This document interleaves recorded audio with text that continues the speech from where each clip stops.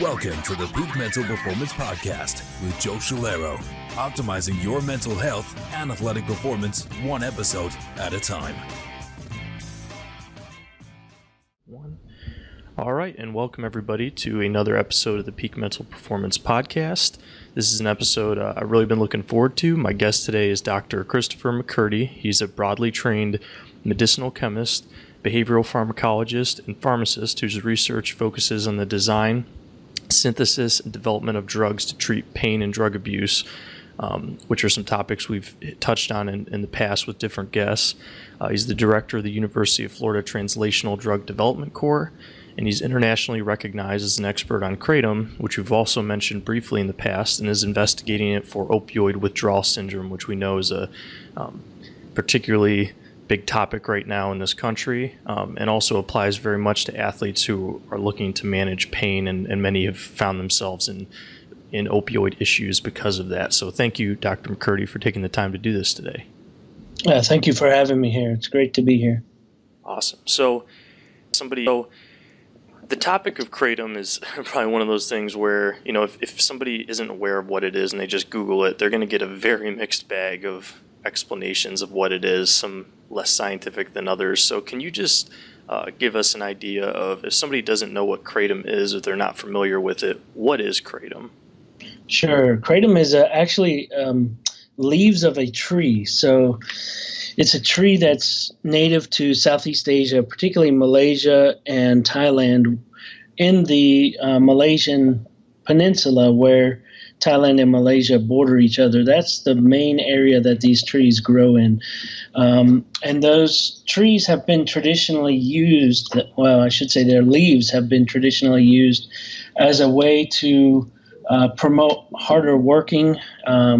So hard laborers that work in the sun, long hours outdoors, have traditionally used this for centuries to help increase their stamina and performance in the work environment. It also has been traditionally used as a substitute for opium, and that's a totally different aspect of the plant. In some cases, it has stimulant properties, which seems to help these laborers prolong their work days and work more efficiently. And in other cases, it seems to have more of a calming property, where it can be used in the absence of opium. So with people that are using opium or opium addicts, they were able to sort of ward off their withdrawal syndromes with teas made from fresh leaves of these trees. And that's really where we got interested in this, was to see if there was some real legitimacy to the science and use behind this as a substitute for opium. And it's really not a substitute for opium, although that's what it's been touted as. It's really a way to keep people from going through withdrawal until they could get opium again. And as opium has become less and less favored over the years, it's been a substitute for heroin, and I'm particularly talking about its use in Southeast Asia right now. So in the United States, it's been used as many different things. It's been used as a mood enhancer, as a substitute for opium, or opioids. A lot of people use it to try to wean themselves off of prescription opiates. It's also been used as a mild painkiller, and generally to try to create a legal high, if you will. And a lot of the bad press has been associated around that legal high aspect. And we can talk about that a little more in detail. But just to kind of give you a quick snapshot overview, again, it's a tree. It's the leaves of the tree that are used, and historically it's the fresh leaves of the tree. And there is some difference between the fresh leaves of the tree directly in Southeast Asia that are used, and then the leaf material and the other materials that are coming to the United States, which are usually dried leaf materials. And those leaf materials are actually coming out of Indonesia, so they're actually not being grown in the same place that the traditional use and history has been created behind this product. So it's another interesting aspect of discussion. Yeah, definitely. Have you seen differences in the kind of applicability of kratom in its dried form from Indonesia versus the kind of originally where it's been used for thousands of years? Yeah, so as far as the applicability goes, not really. There hadn't been any reports of misuse or sort of abuse, if you will, trying to get a high or euphoria from Southeast Asia, at least not until it started to become a more popular thing in the Western Hemisphere. And then that sort of spawned interesting phenomena with the younger population in Thailand and Malaysia, and now they're starting to see some of the use become more widespread amongst the younger population. But traditionally, it's used, like I said, with the fresh leaves. They make a tea in the morning, and then they'll cool that tea down. They don't put ice directly in the tea, but they put the tea in the ice box to cool it down, and then they'll consume that tea 2 or 3 times throughout the day, where they dilute it half and half with usually warm water. But again, this is akin in their cultural setting to us drinking our coffee that we drink. Essentially, 2 or 3 times a day we'll have coffee. A lot of people do, or tea, and really, when you look at it in the traditional sense, in the way that it's been used for centuries, the addiction of it is really no more than that of what we face with coffee. So if you don't have it in the morning, people that use it on a regular basis, they're kind of crabby and cranky. People that use it on a really hefty basis can develop some more irritability, kind of the shakes, what scientifically would be called convulsions, but they're not really convulsions like we think of when you think of a person with a big seizure, going into full-blown convulsions on the floor. These are just simply like the jitters that you would get. And there's some constipation associated with chronic and heavy use, but really it's not that severe in terms of the uses. When you get over to the United States and you see the dried leaf material being used, or even in Europe, it's a very interesting problem. And we haven't studied a comparison directly, at least scientifically, between the fresh leaf material and the dried leaf material. The dried leaf material, we've only investigated the dried material that's coming in to the United States because that's what we've had access to up to this point. We do have a collaboration going on with the Science University of Malaysia, and we're actually starting to utilize some of their plantations where they're growing fresh, obviously trees, and they will have fresh concocted teas for us to analyze and study. And so we anticipate getting that started in November or December of this year and starting to look at really is there chemical differences between the fresh leaf and the dried leaf material. And we think there will be. We think that there are some artifacts that are produced in the drying process of the leaf material. And in some cases, some of those artifacts may be problematic, and we haven't really confirmed any of this. It's just a hypothesis, working hypothesis at the moment, but we're excited to be able to finally get fresh leaf material that's used in the traditional way and compare it to those products that we have here available in the United States marketplace. Yeah, absolutely. That's really interesting. I look forward to hearing more about that. Before we get a little more into some of the research you've been doing, I'm curious of, coming from your background, how did you hear about this plant and decide to start pursuing research in it? Just kind of interested in kind of where you kind of piqued your interest in that. Sure. Yeah, it's kind of a cool story, actually.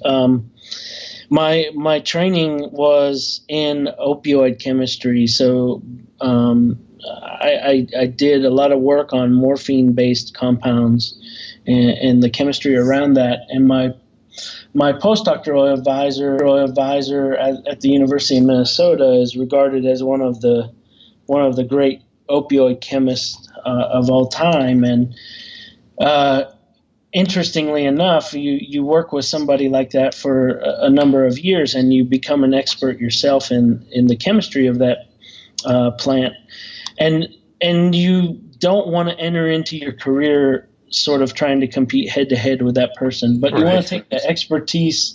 You want to take the expertise that you gained and try to still grow from that and apply it. And so, interestingly enough, I stumbled upon the plant Salvia divinorum, which was becoming popular at the time when I was starting my career, particularly in the same context of an emerging sort of legal high. And we were very interested in that plant, and we did some work on that. We were one of the first labs funded from the National Institute on Drug Abuse to study that plant. And because of that, I was invited to a conference to talk about painkillers from natural products, or different sources of natural painkillers, at a conference that the National Institute on Drug Abuse sponsored in Baltimore. And in doing that, I actually wrote up a paper. It's published in the journal Life Sciences on naturally occurring analgesics, essentially. And that's where I came across Mitragyna speciosa, or Kratom, for the first time, and started looking into the chemistry around that plant, and realizing that it was being compared to morphine structurally, but the chemistries are so very different. And I said, I don't buy this. Yes, that these compounds from kratom may be interacting with opioid receptors, and we know that is true to be the case, but they don't interact nearly as strongly or as effectively as those compounds that come from the opium poppy. So anyway, I got interested because the chemistries were different between morphine and mitragynine, which is the main alkaloid in kratom, and realizing that some of the comparisons that were made very early on in the literature, I believed were a little misleading towards trying to say that they weren't, that they on one hand were very similar and on another hand were not very similar. And so we started to investigate the plant from there on. So this was in about 2004, really, when we started getting materials and started to look at it. And at that time, really, it wasn't on anybody's radar. It wasn't even on the DEA's radar at that point in time, but it slowly did come onto their list of chemicals of concern. And that's kind of the backstory on how we got involved. Yeah, it's really interesting. It's funny that, you mentioned that kind of the comparisons people were making. I think that, at least from my perspective, seems like something that has been kind of being used a lot in like even common media, is like it's of comparing things like an opioid, but not really explaining any deeper description of that. And obviously, as I'm sure you see in your research, it's a little more complex than just saying that there's equivalency between the two. With your research with the plant, are you typically using the whole plant, or are you isolating any alkaloids from that? So we're actually looking at both things. We're looking at full aqueous extract. So what I mean by an aqueous extract is we basically take leaf material and then we make tea from it. So we brew tea just like people that use it do, because we actually went on the internet back in 2004, 2005 and surveyed a bunch of users in a blind chat room. Actually, it was an opiate forum chat room and kind of threw out the idea, has anybody heard of Kratom? And if they had used it. And then we wanted to find out essentially how they've used it, how much do they use, and how often do they use it, majority use it. And so we really started basing our studies from what the majority of the people that we were able to interact with, and we have no idea who they were. Hopefully they had no idea who we were either. Yeah. We were able to at least get a starting point. And so from that, we started to actually look at studies using the same sort of recipes that people were using, and using those recipes. We would make the tea. We would then freeze dry the tea, essentially. So lyophilization is the scientific term for that. And we would freeze dry these teas, and then we would quantify the alkaloidal content in those teas based on the primary alkaloid, mitragynine, and then we would dose those animals based on, we dosed mice that we got addicted to morphine, and then we wanted to see if they would be able to withdraw from the morphine in a less severe manner than if we just precipitated their withdrawal, or so did a rapid detox. 2, if we put them on methadone or Suboxone first and then detox them. So we did a lot of comparisons there, and what we saw was really quite fascinating in that the whole plant material pretty much was able to ward off most of the side effects of opioid withdrawal. It didn't ward off one thing that we can characterize that we call wet dog shakes, and this is a behavior that you can see in mice, and it's exactly what it sounds like. Everybody's seen a dog get out of a pond or a pool, and they shake from head to tail to get the water off. Well, these mice aren't wet, but they'll do the exact same behavior, and it's due to the withdrawal. Different chemicals that are released in our body, mammals' bodies, that will cause that effect. And we believe it to be related to a serotonin type system effect. And so we didn't see any change with that with the Kratom preparation that we were using, this lyophilized tea. So we actually wanted to look and see if Kratom had any withdrawal just by itself. So we treated animals for a week, twice a day with Kratom, and then we did a rapid detox with them by giving them naloxone or Narcan. And the only side effect we saw was these wet dog shakes. And so it was quite interesting, and that forced us to go back sort of to the whole tea extract preparation, and then we went through and selectively removed some of the other alkaloids that were present.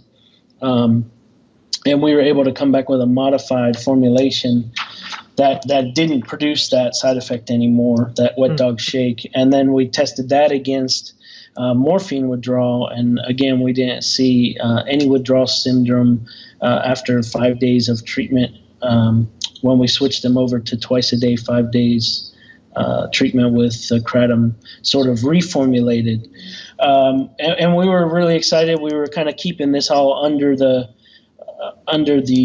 rug, if you would, because we were hoping to come up with a botanical drug product to go to the FDA with to sort of compete against methadone or Suboxone. And sadly, we got kind of stopped in our tracks because we had no control over the plant material that we were bringing into the U.S. So we had no way to sort of look at the history of this plant. Was it grown properly?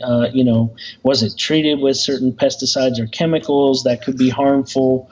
Various things that we had no idea on the pedigree, and you could spend a lot of money trying to figure out how to get that custody, chain of custody into place as to where the material was coming from. So we kind of lost some ground there. in terms of trying to get some controlled clinical studies done. And then, we kind of went back to looking at the individual alkaloids, which we had been purifying out every single individual alkaloid that we could quantitate and purify through chromatography methods. And we started stockpiling the different compounds, and we started looking at the interaction of those compounds with different receptor proteins or targets that would be within the body. And what was really cool was we found with mitragynine itself that it targeted, of course, the mu and kappa opioid receptors. So there's 3 different opioid receptors: mu, delta, and kappa opioid receptors. And mu receptor is the most famous. That's the one that interacts with morphine and most of all the clinically approved opiates, and is what causes the euphoria. It also causes the respiratory depression. There's also the addiction that's tied to that particular subtype, the mu subtype. But we found that mitragynine, the major alkaloid, interacted with the mu receptor, but it also interacted with the kappa opioid receptor. And the kappa opioid receptor is, interestingly enough, the target where salvia divinorum or salvinorin A interacts. And that receptor was touted as sort of being the holy grail of analgesic drug discovery for a while, because animals that were treated with compounds that interacted with the kappa opioid receptor and activated it would not abuse those compounds. In fact, they wouldn't even want to take them more so than just to get the pain relief that was there. And so it was a pretty exciting area. Unfortunately, what we learned was those compounds rapidly advanced into human trials, and unfortunately what we learned was in humans it causes the absolute opposite of what the mu receptor activation causes. So mu receptor activation, where morphine targets, causes euphoria or good feelings.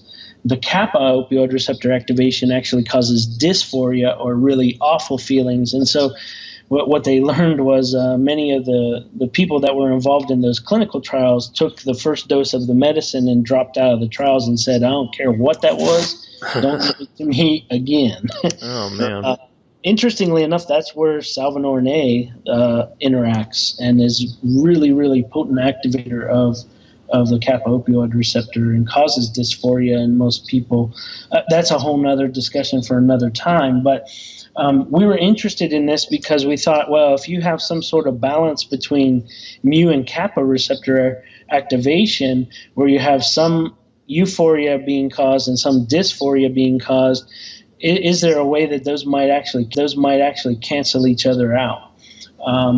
And so would it be an addictive or an aversive type of situation? And we're still investigating that question, but that question has started to gain some traction in the scientific areas, as there are some papers coming out that show a combination of something like oxycodone with a kappa receptor agonist that actually cause a reduction in the use of oxycodone and the abuse liability. And so there's a lot of different research going on in this space, way outside of just the kratom space, but it's certainly, I think kratom has really opened up a lot of doors into different areas of thinking and research. And the other thing that's interesting about mitragynine is that it interacts with also adenosine receptors. Adenosine receptors are the main target of caffeine. And so, it could be possible, and we haven't studied this in detail, that the interaction of some of the alkaloids from Mitragyna speciosa or kratom are actually having their stimulant-like effect because they interact with that same target. The tree, by the way, the Mitragyna speciosa tree, kratom tree, is from the exact same plant family as the coffee plant, which is called Rubiaceae, that plant family. And so it's interesting from that standpoint as well. Mitragynine also interacts with another receptor in the mammalian system called the alpha-2 adrenergic receptor. And the alpha-2 adrenergic receptor is actually one of the targets that's treated in people that are undergoing opiate withdrawal or opiate addiction treatment.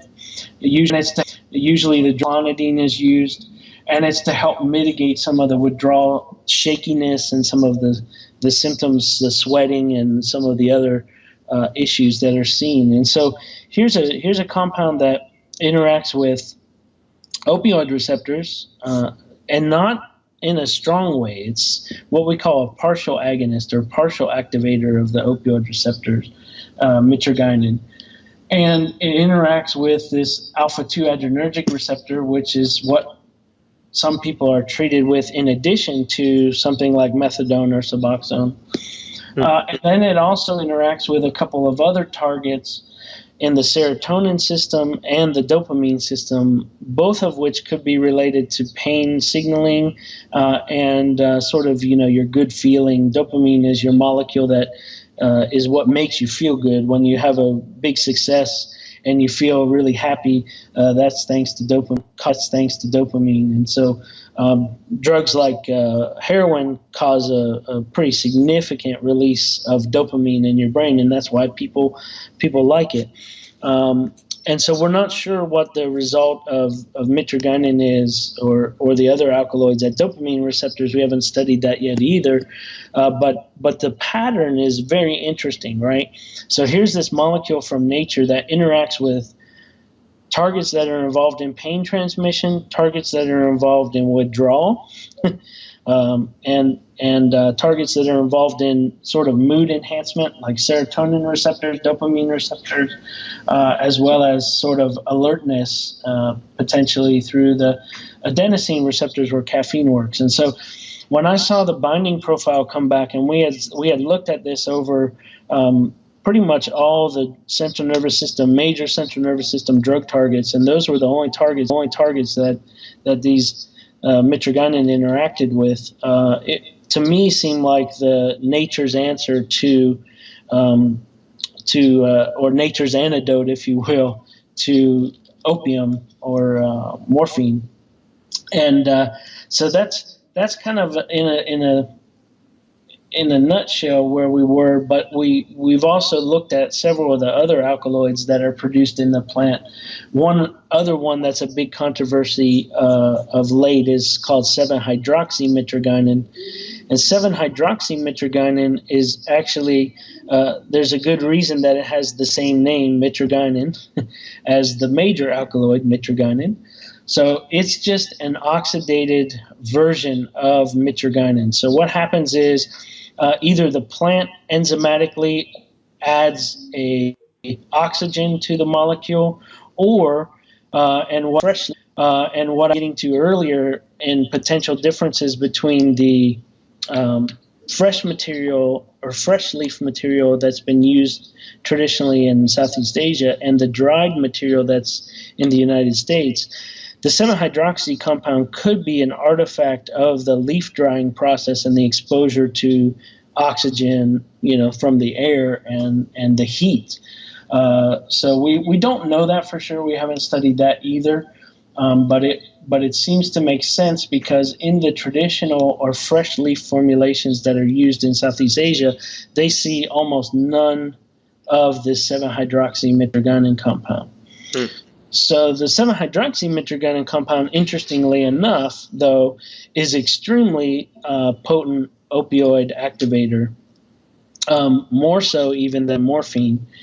And the only thing that I would say is good news about that is it exists only in very, very minor component in the plant or in the leaf materials that we've analyzed.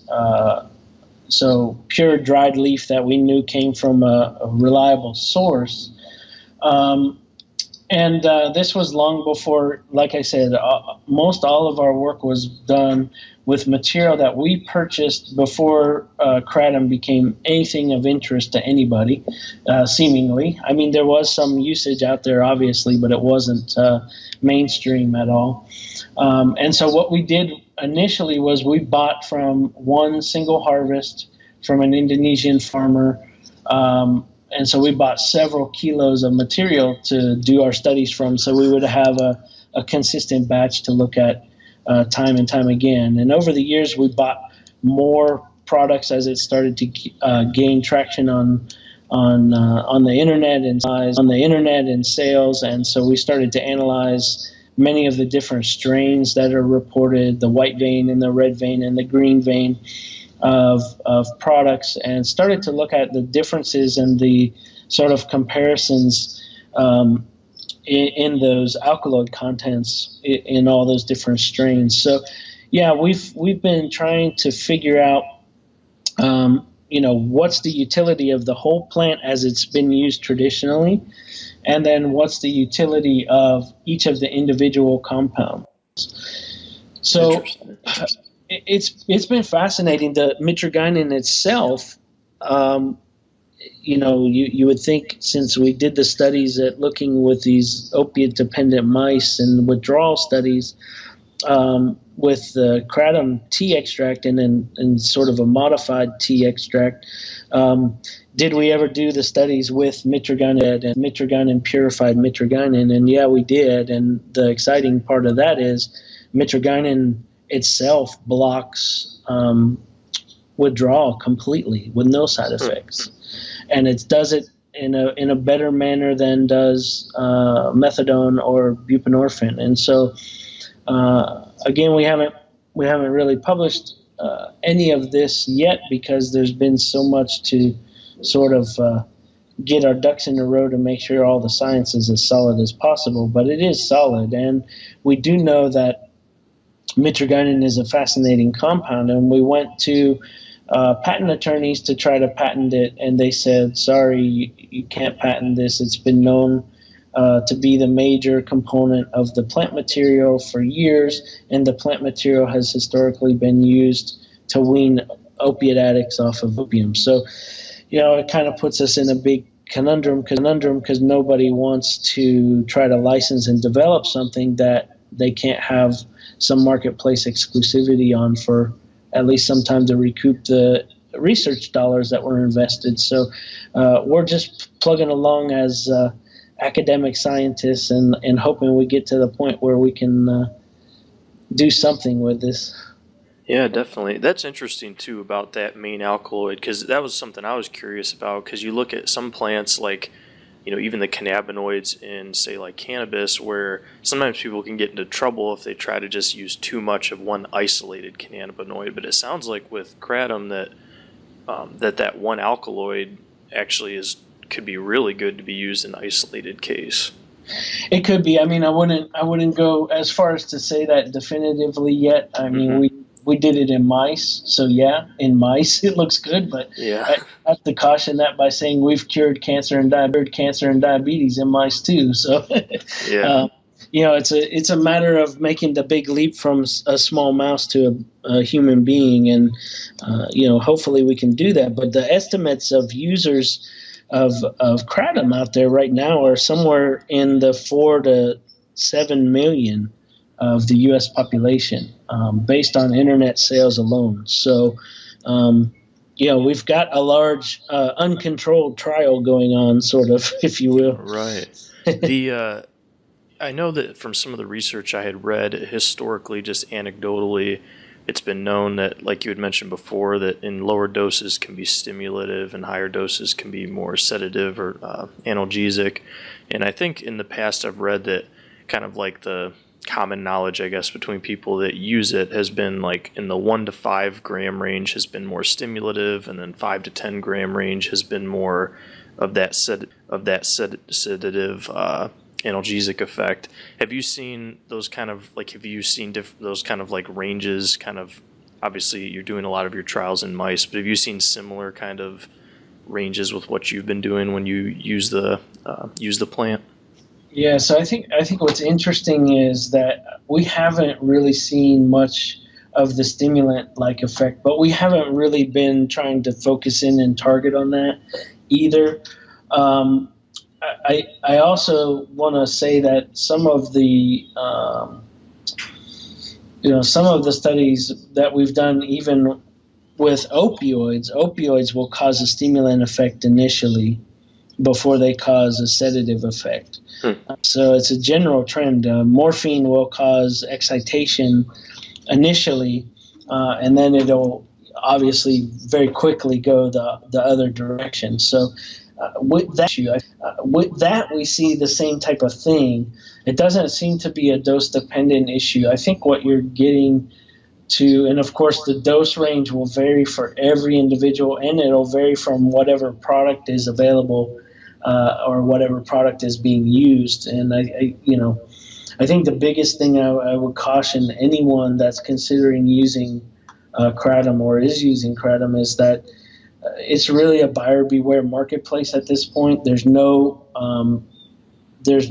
controls or standards in place for products that are being sold, and you really don't know if what you're buying is what you're buying. We've dealt with clinical cases where people had Kratom that was actually laced with morphine and hydrocodone, and we've dealt with other cases where it's been interacting with antidepressants or stimulant drugs, and so the whole kind of idea of combining it with prescription drugs or other things is really kind of a unknown at this point is the best I would say. And the pharmacist hat in me says don't mix Kratom with prescription drugs, because it's really, we have no idea even if the purified Kratom is safe with most prescription drugs. And then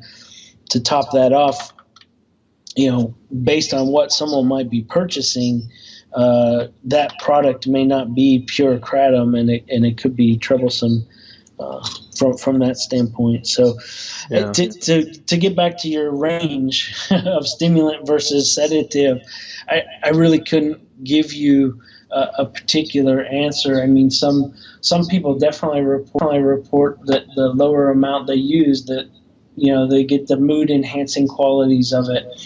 And a lot of people just use low amounts to kind of feel good and go about their business and day. And they also say that even helps the mood elevation, sort of helps their pain go away as well. And then you get into the population of people that are using it at much higher doses for the sedative effects, or to sort of self-treat them off of traditional opiate. And I can't say, and in a mouse isn't going to be able to tell us if it feels good or if it feels high. So we have to do that all subjectively based on looking at sort of behaviors and what we can try to interpret those or assume that they're either feeling high or they're feeling stimulated. So right. Kind of with that, I've kind of done just tried to research a lot of just different areas online and what people have had to say about the plant. There's a lot of people that have, like you kind of mentioned, seem to use it in low doses without any sort of adverse effects. And then there's, it seems like a decent population of people that have said they've had issues with dependence on it or being addicted to it. Obviously, it's hard to say A, what those people are actually using, and B, what their actual situation is and how they're using it. But do you think if people were to struggle with dependency on something like that, is it actually due to the mechanisms of the plant itself, or could it potentially be more of a psychological dependence? It depends on how they're defining dependence, first and foremost. Second, it could very well be related to the formulation. We recently published a paper along with my physician colleague Ed Boyer and my analytical chemistry colleague Bonnie Avery. We recently published a paper about suspected adulteration of products in the commercial marketplace. And what I want to say about the adulteration is that we suspect that somehow the amount of this 7-hydroxymitragynine is increasing in the formulations that are being sold in the marketplace. And I mentioned before to you that the 7-hydroxy is the one that we're worried about and is problematic from an addiction standpoint. We've recently just finished doing studies, actually the sort of key studies that I've wanted to do for a number of years, and we're in the process of trying to finalize this manuscript and submit it. Hopefully it'll be picked up by one of the major impact journals. But mitragynine itself has no, in animals, so this is in rat studies where rats self-administer drugs. So we can train a rat to press a lever to get an injection of cocaine or methamphetamine or amphetamine or ketamine or heroin, basically any drug of abuse, even alcohol or nicotine. You can train an animal to sort of work for that drug, if you will. They press a lever, and after they press a lever so many times, they get an infusion of the drug. And so my colleague Scott Hemby at High Point University in North Carolina has been looking at this with us. And what we found is in animals that are addicted to opiates or morphine, you can simply take their morphine away and replace it with another vial of medicine, right? So you can put saline in, and obviously they suddenly notice that saline is not morphine, and they stop trying to work for it. Or you can substitute another drug, like for morphine, you can substitute fentanyl. Fentanyl is more potent. So they get a dose of fentanyl, and they appear to kind of stop working as well. And then if you back the dose of fentanyl off, you can really get them to start working again for that. And so we did a similar thing where we transitioned these rats from morphine, and we just changed their vial out on them one day to see if they would administer pure mitragynine. And the cool thing happened that at no matter what dose we gave them, they never tried to administer mitragynine, pure mitragynine. On the flip side of that coin, which what we suspected was when we gave them access to 7-hydroxy mitragynine, they went pretty much full at it, just like it was morphine. So the 7-hydroxy substitutes directly for morphine. Mitragynine has absolutely no abuse potential as far as what we can see. The purified alkaloids is what I'm talking about. And if you remember, I said that mitragynine is the major alkaloid in the plant.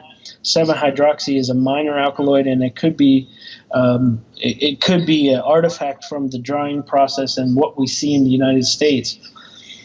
We don't know in combination of those two alkaloids where the ratio is that the 7-hydroxy effects overtake those effects of mitragynine. So we think that in the normal plant material that we've studied, that the ratio that's present, there's at least 10 times more of the mitragynine than there is the 7-hydroxy mitragynine. And in those plant assays, like I told you, with the full T's, we don't see any withdrawal symptoms or abuse liabilities. But the products that are being sold in the marketplace that we have evaluated have quite different ratios, and so they have drastically increased amounts of 7-hydroxy mitragynine within them versus mitragynine. And so, our next study that we're doing now is to look at those ratios and see, is there a point where the 7-hydroxy effects take over the mitragynine blocking effects, if you will. And so that's going to be really interesting, and that'll tie directly back to what we've seen in the adulterated products that are in the marketplace. And I really think that that's what's causing problems with individuals that are getting addicted or have ended up entering into treatment for addiction because of kratom. It's because that whole balance is off from what it should be, and somehow it's been modified and changed. The only saving grace of 7-hydroxymitragynine versus traditional opiates like heroin or morphine is that it seems to have a different mechanism of action inside the body, and it doesn't seem to cause as much respiratory depression as something like heroin or morphine or the traditional opioids. And so that makes it, I hate to use the word safer, but it certainly makes it different from heroin or morphine, in that most of your overdose deaths from opioids come from people stop breathing, that respiratory depression effect.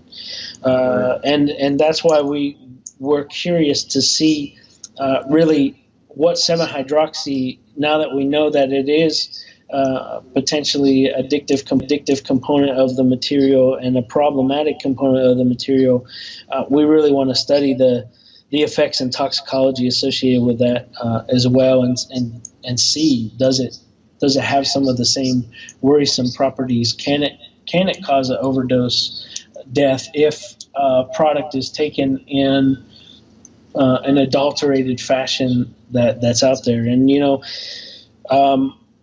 we haven't had access to all of the Kratom products that were associated with deaths up until very recently. All the deaths that were associated with Kratom, there were 16 of them. None of them involved just Kratom alone. They all involve multiple substances. There is a recent report of a death in upstate New York, and I know of another death in Colorado where there was no other substances identified in those individuals other than Kratom, and so they're attributing the death to solely to Kratom. But as I said, we haven't been able to analyze those materials, so we don't know if there was anything else in there. Some of those products, as I mentioned before, have been laced with opioids like hydrocodone or morphine, and those we can easily detect, and those would show up in a drug tox screen. But as everyone is well aware, the changing environment of synthetic cannabinoids and bath salts, even though they're outlawed, they're not gone, and we don't know how to detect those all the time. And the reason that more and more keep getting added to the list of Schedule I banned substances is because the chemists get one banned, the illicit chemists, they get one substance banned, and they just do a little tweak and change the compound so it can't be detected. And so there's a lot of concern from our part, again, in an unregulated marketplace, as to what people are actually buying and using. And I can't stress enough what what worries us as researchers the most is, the public safety not really being protected by the availability of all these different products, and there's no regulation behind it, so there's no way to really know what you're buying and what you're getting as is it the true pure stuff. Right. No, I think that's very good information for people to hear, and I think that the work you're doing is incredibly important for that in trying to dissect apart this benefit versus risk ratio, and then hopefully to reach a point where the market has more oversight. I'm curious, as of with all these different alkaloids working differently, have you seen any effects of, say, like the temperature used in the creation of a tea, or anything that either boosts or reduce effects of alkaloids, or any sort of preparation considerations in the work you've done? Yeah, we haven't really studied any of that yet. Interestingly enough, obviously, if you extract with organic solvents like chloroform or methanol, things that people wouldn't normally use to consume these, you can increase the alkaloid extraction from the plant, because the alkaloids want to be more, soluble in an organic solvent versus something like water. although you do get quite a good extraction of the materials into water, and that's, as I said, that's been the traditional way it's been used in Southeast Asia as a tea. What's interesting, when I was in Malaysia this year, and we learned and got to find out about how the teas are made there traditionally, when they heat the tea leaves up, and again, these are fresh tree leaves plucked off the tree, usually in that person's backyard that morning. They go in and brew it on the stovetop for a couple of hours. So they'll boil it for 2 to 3 hours. And that results in a bright green solution. And then they chill it down. So they'll actually pour it. They'll let it come to room temperature, sort of. They pour it into bags, plastic bags, or plastic bottles, and then they'll stick those bags or bottles on ice, and the color immediately changes from this bright green to a sort of light brown color. And so we kind of want to study that to see what's going on. Is there chemistry changing, or is it just a precipitation of different things that are coming out because of the temperature difference? We don't know. But we haven't looked at it in any of the ways that we've brewed tea in the lab. We've essentially just taken recipes, if you will, from people that were saying how they used it on the internet back 10, 12 years ago, with just water, tablespoonfuls of leaf material, and a little bit of lemon, which is citric acid. So a little bit of lemon to help sort of further refine that and make the taste well. I've never tried the tea, but they smell really, really nice. That's interesting. So I think, we touched on a lot of different areas of, I think, some of the great work you're doing, and then some of the important risks to consider. It seems to be, it's on the one side of things. I know that last year there was a lot of concern about the DEA scheduling Kratom as Schedule 1 and things like that. So for as many people as, are happy that didn't happen, there's also those risks of when there's no oversight of the market. Do you see, where do you see the future as of right now with a lot of the work you're doing going with, you mentioned trying to get some of these things patented and not really having success. Do you think that Kratom will continue to be in the legal state that it is, or do you see it going in a certain direction? I think it's interesting right now. So, the DEA's move not to ban it or put it into Schedule 1 was sort of unprecedented. They've never really announced an intention and then reversed that intention.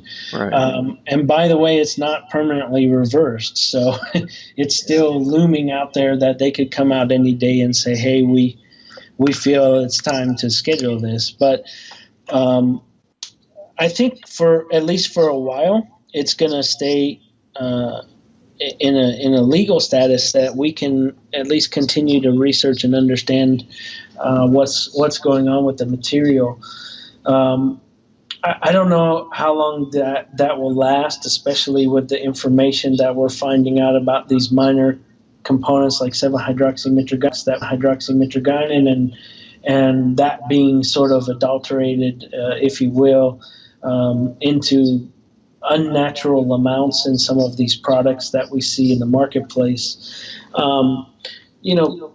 Quite honestly, I'd love to see it personally put into some sort of restrictive controls, or at least into some sort of standardization process where people know what they're buying and know that it's the true plant material and not something that has a out of whack balance of compounds. And it's interesting that people would sort of elevate one of the naturally occurring alkaloids in the material, because then you can't say that they're falsely selling the wrong thing, right? Because it's naturally in the plant, so we can't regulate how much is there, how much isn't. It's a plant. We a plant. and there's some truth to that aspect of it as well. We haven't studied the alkaloid content at various times of the year and various seasons, and so we're actually embarking on that study as well with our collaborators in Malaysia to look at different times of day even as to what the contents are, because very similar, like cannabis has different contents of compounds at different times of the day. So we want to look into those as well. But I think at least for the foreseeable immediate future, Kratom's not going to be scheduled or regulated. I think the DEA is waiting to see some more of the solid research come out, and we're hoping to get a lot of our studies published soon and see where that goes.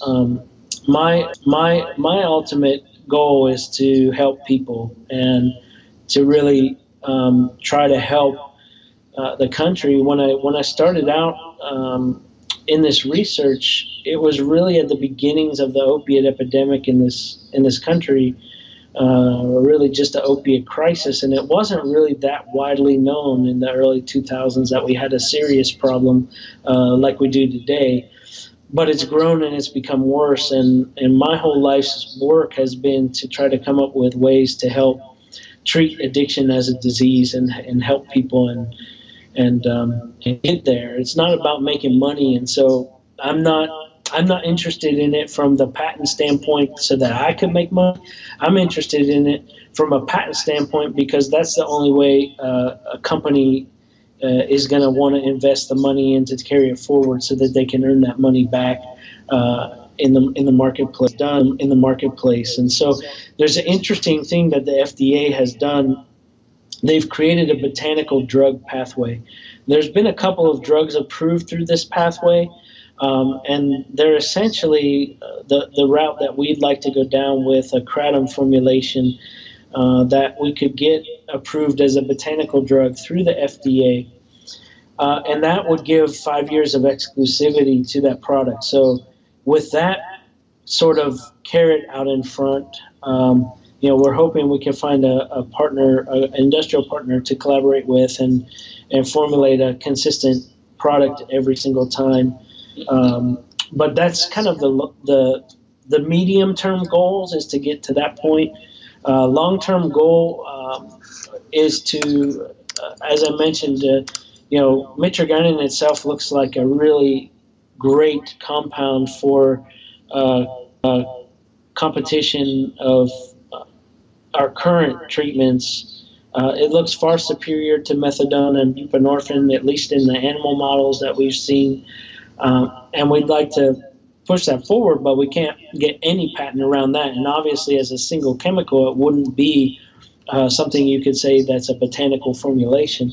Right. And so we're actively working. We've got several different pure chemistry projects going on, making lots and lots of derivatives of mitragynine that could be considered novel, pure chemical entities that could be patented. And somewhere down the road, this would be the long-term goal, is to be able to have something there. But hey, in the short term, if kratom formulation could be out there and helpful and help this country to really combat this opioid epidemic that we're facing, I'll be glad to have been a little bit a part of it and helping to get that message out there. And that's our goal at the end of the day, is to make the world a better place and make people healthy.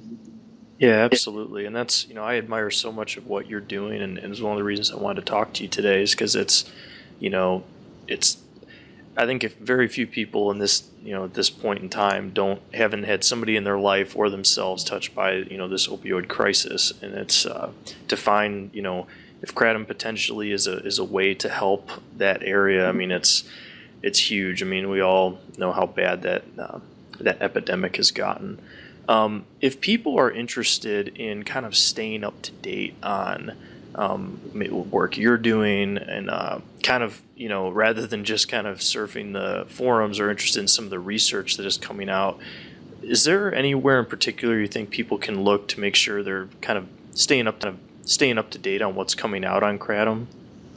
Yeah, there's not really one central place that I would say is completely unbiased and open as to just reporting what's coming on with the research. There's, yeah, I wish I could tell you there's one place to go and follow it all. Right. No, I know that's the tricky thing, because I know there are some websites related to it, but anywhere you go, you're going to get usually kind of either rose-colored glasses about something or the opposite. Right, and maybe that's an opportunity for us. We actually had the first international symposium on kratom earlier this year in April in Malaysia, and that brought some of the leading researchers in kratom from all over the globe together. And we've talked about forming a formal consortium of researchers and trying to get the information out there in a non-biased, here's the science, it is what it is, it tells us what it tells us way, so that people could keep up. And with everybody as busy as they are in the science world, it's hard to carve out the time to create that website sort of international consortium of kratom researchers. But that's kind of where we're headed. I can't give you a date as to when that'll happen, but we're definitely hoping that we can put something like that together. And in the meantime, really some of the better places to go are PubMed, just PUBMED. Search in whatever search engine you use, and that's the sort of National Library of Medicine's and National Institutes of Health search engine, and you can just type in Mitragynous speciosa or kratom, and you'll be able to see all the current science that's being published. Really all the science that's been published on it up to this point in time, and that's really the best place to look for what's happening or what the current science and status is at the moment. And a lot of that is open access to the public to read those studies. That's one thing that the National Institutes of Health and our government has been pushing, is to make those government-funded studies more accessible to the public. So some of those are openly available. That's good to know. Yeah, that's the best thing I would recommend. One other thing I would also mention is I've been part of a documentary that is coming out. It'll be on Netflix probably in early 2018. The documentary is entitled A Leaf of Faith. And is that it's Chris all Bell's documentary? Chris Bell's documentary, yeah. And it's all focused on Kratom Mitragynous speciosa, and so I'm kind of excited to see it. I haven't. They told me it's done, but I haven't seen it. So. Yeah, that's exciting. I've talked to Chris a few times, and I've definitely been interested to see that when it comes out. And I'll make sure for our listeners to, I'll do my due diligence to keep up on what you and your lab are doing, and your colleagues, and I'll try to post some of that on my website as well. So I think, I think you do a great job with explaining very, unbiased kind of information out there. And I think that's what our goal is with this podcast, is to get as much inform people as much as possible, especially in areas like this, where it is, like you mentioned, kind of buyer beware, and it's hard to go to find unbiased places on the internet. So I think the more informed we can make people, I think the better it is. So I appreciate you sharing a lot of this information. Sure, absolutely, my pleasure. Part of my goal is to educate as many people as we can about this, because like I say, it is kind of a buyer beware marketplace, and you really have to be able to keep that in mind if you're going to use the products, and if you have been using the products and successfully and not had any issues and problems, then continue using who you're using as a supplier. And that's not to say that they wouldn't have change at some point.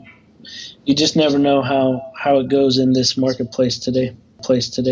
Yeah, I think that's certainly good for people to understand, even people, who are proponents of it, to understand the reality of you need to be very critical of anything like that. Right. And for that reason, a lot of people, one of the most common questions I get asked is, what do you recommend? What vendor do you recommend? And, we just don't go on record as I do know vendors that are good. But I don't ever want to put my name associated to one of those vendors, so that they could benefit from saying, "Hey, look, we're safe. This researcher said so," because I don't have control over their product, and they could change at any moment. So yeah, I wasn't planning on asking you that question for that reason. So I definitely can appreciate that, and I think that is one of the reasons I've valued your input in having you on here is that I know you have integrity with that information. So I was as much as I wanted to ask you that question, I was not going to for that reason. So well, there you got it anyway. yeah. So I appreciate it. But thank you so much again for taking the time to do this, Dr. McCurdy. And I look forward to continuing to follow in the work that you're doing. I think it's incredibly important. And I think people, our listeners and people beyond, will really benefit from it. Thank you very much, and I really appreciate the time that you spent with me today and helping to get some of the scientific information out to your listeners and hopefully beyond.